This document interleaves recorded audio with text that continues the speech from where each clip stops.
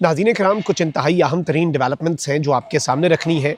भारत के 3 तैयारे क्रैश हुए हैं, 3 फाइटर जेट्स, 3 भारत के जंगी तैयारे भारतीय फ़ज़ाइया के पायलट्स के हाथों क्रैश हुए हैं एक ही दिन के अंदर।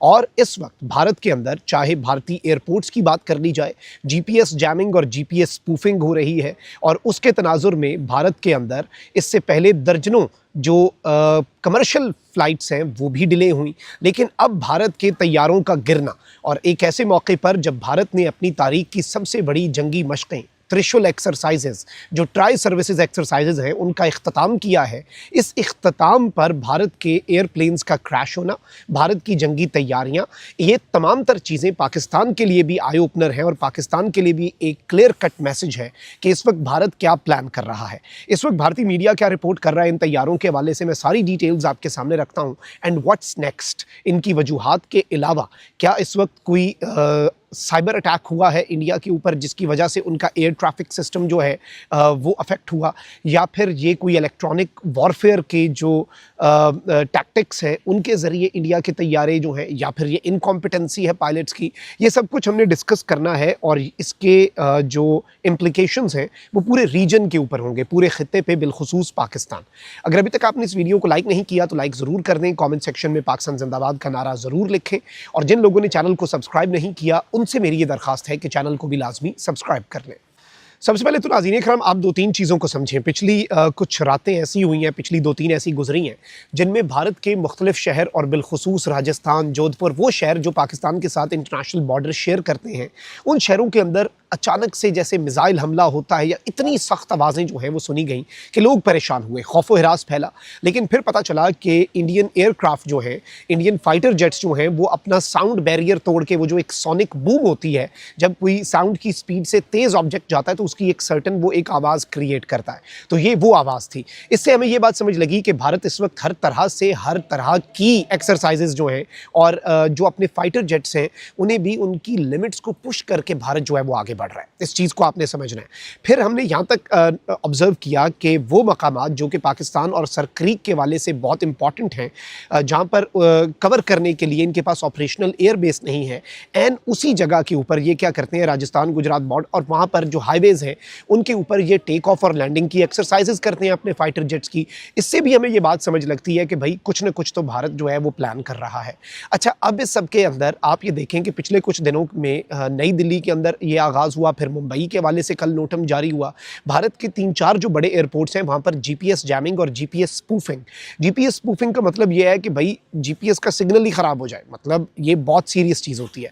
इसकी वजह से भारत ने ना सिर्फ नोटम जारी किया और ख़बरदार किया, अलर्ट जारी किया जो पैसेंजर एयरक्राफ्ट हैं उन्हें, बल्कि भारत के अंदर दर्जनों, बल्कि ये 100 से ऊपर फ़्लाइट्स तो एक दिन के अंदर इनकी डिले होती गई और उनके अंदर प्रॉब्लम आया इनका एयर ट्रैफिक का सिस्टम। उसके वाले से भी शुरू में कहा गया कि भाई ये कोई साइबर अटैक है, फिर इन्होंने रूल आउट किया, इन्होंने कहा कि हमारे जो एयर ट्रैफिक का सिस्टम है उसके अंदर कोई प्रॉब्लम है। लेकिन इन सारी चीज़ों को अगर हम देखें, फिर एक और इसी में ऐड कर लेते हैं, त्रिशूल एक्सरसाइजेज के दौरान भारत का एक मिसाइल जो है वो मिसफायर हुआ, वो जाकर भारत के राजस्थान के करीब ही एक गाँव के अंदर गिर गया। बॉर्डर एरियाज़ के अंदर एक गाँव में भारत का अपना जो है मिसफायर होकर मिसाइल जो है वो वहाँ पर लग जाता है। उसने बहुत से सवालात खड़े किए, उसने बहुत से क्वेश्चंस जो है वो रेज़ कर दिए इनकी कॉम्पिटेंसी के ऊपर भी। और इसमें एक चीज़ ये भी होती है कि नॉर्मल एक्सरसाइजेज में इस तरह की वाक़यात बहुत कम होते हैं, लेकिन जब आप एक्सरसाइजेज बिल्कुल इस एंगल से कर रहे हो और इस सोच से कर रहे हो कि आपने एक फुल फ्लेज जंग लड़नी है, आपने एक फुल फ्लेज वॉर वेज करनी है, तो फिर आपकी जंगी मशक़ें काफ़ी हद तक सीरियस हो जाती हैं। वो फिर वॉर एक्सरसाइजेज में आ जाती हैं, वो रूटीन की एक्सरसाइजेज नहीं रहती। और इससे पहले भी भारत ने सिंदूर के बाद एक एक्सरसाइज की थी पाकिस्तान के राजस्थान बॉर्डर पर। उस एक्सरसाइज के दौरान भी भारत का एक तैयारा जो है वो गिरकर तबाह हुआ था और उसके अंदर इनका जो पायलट है वो भी मारा गया था। अच्छा, अब इस सब में मैं आपको ये बताऊं कि पहली खबर ये आती है, भारत की एयरफोर्स जो है उसने ये ऑफिशियली स्टेटमेंट जारी कर दी है। उसने कहा है कि जी 2:25 पर इंडियन एयरफोर्स का PC-7 ट्रेनर जो है, इंडियन एयरफोर्स का जो तैयारा, it went down near Tambaram, Chennai on a standard training mission. Ejection successful for the pilot. Official inquiry underway as per IAF statement. IAF जो है इंडियन एयरफोर्स, उसकी statement के मुताबिक इंक्वायरी जारी है. पायलट ने इजेक्ट कर लिया, पायलट सेफ है, लेकिन तैयारा हमारा गिरकर तबाह हो गया. ये तो थी पहली क्रैश की खबर जिसे इंडियन एयरफोर्स ने एक्नॉलेज किया because it was just a trainer aircraft. जैसे हमारी एयरफोर्स के अंदर भी बहुत से ट्रेनर एयरक्राफ्ट हैं, इंडिया की पूरी दुनिया के अंदर होते हैं और ये ट्रेनिंग के लिए होते हैं एयरफोर्स के पायलट्स के लिए. तो ये तो एक रूटीन मिशन के ऊपर इनका तैयारा गिरकर तबाह हुआ. लेकिन फिर मैं आपको ये बताऊं कि दो मजीद इंसिडेंट्स जो हैं वो इस एक PC-7 तैयारा जो है पायलटस ट्रेनर तैयारा, उसके अलावा दो मजीद इंसिडेंट्स जो हैं वो रिपोर्ट किए गए और इस वक्त ये बताया गया है कि इस रीजन के अंदर दो मजीद इनके एयरक्राफ्ट जो हैं दे वेंट डाउन. अच्छा, फिर अब इस सब के अंदर सवाल ये हो रहा है कि ये वजह क्या हो सकती है. वजह जो है वो पॉसिबल वजूहात को अगर हम देखें और पॉसिबल वजूहात का अगर हम जायज़ा लें तो बहुत कुछ हमारे सामने जो है वो वाज़े हो जाता है. देखें, एक तो ये है कि इनके पायलट्स की कॉम्पिटेंसी के ऊपर पहले से ही सवाल उठता आया है. फिर सेकेंडली इस वक्त इलेक्ट्रॉनिक वॉरफेयर बहुत हाई है रीजन के अंदर. GPS जैमिंग जो है वो बहुत ज़्यादा हाई है. GPS के प्रॉब्लम्स पहले इंडिया के एयरपोर्ट्स के अंदर इन्हें फेस करने पड़ रहे हैं. बल्कि आप ये देखें कि India just summed up it's biggest ever tri service exercise. उसमें एक्सरसाइज के अंदर इनका स्कोर क्या रहा. 3 इंडियन एयरफोर्स के जेट्स जो हैं वो क्रैश हुए. 5 से 8 एयरपोर्ट जो है इंडिया के ऑन रफली 5 तो मिनिमम है, मैक्सिमम जो हमारी रिपोर्ट्स हैं 5 जो इंडिया के एयरपोर्ट्स हैं they went down for 24 hours और मोर. 24 घंटे से ज़ायद उनके ऑपरेशंस मुअत्तल रहे और अपने ही विलेजेस के ऊपर इन्होंने पेलोड्स गिराए.